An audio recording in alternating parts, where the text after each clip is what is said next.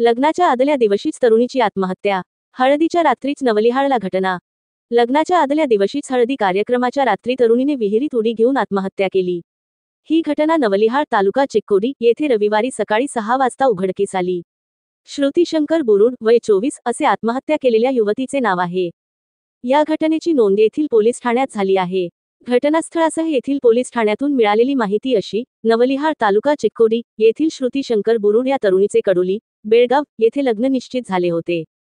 त्यानुसार रविवारी बेळगाव येथे लग्न होते, पण शनिवारी रात्री श्रुती हिच्या घरी हळदीचा कार्यक्रम होता. दरम्यान, शनिवारी रात्रीच श्रुती ही घरातून गायब झाली होती. त्यामुळे घरच्यांनी रात्रभर तिचा शोध घेतला, मात्र रविवारी पहाटे सकाळी 6 वाजता नवलिहाळ येथील विहिरीत मृतदेह आढळून आला. या घटनेची माहिती मिळताच येथील पोलीस ठाण्याचे पोलीस कर्मचारी डी.वाय. बजंत्री व सहकाऱ्यांनी घटनेचा पंचनामा केला. याबद्दल तिचे वडील शंकर बाबू बुरुड यांनी येथील पोलीस ठाण्यात फिर्याद नोंदविली आहे.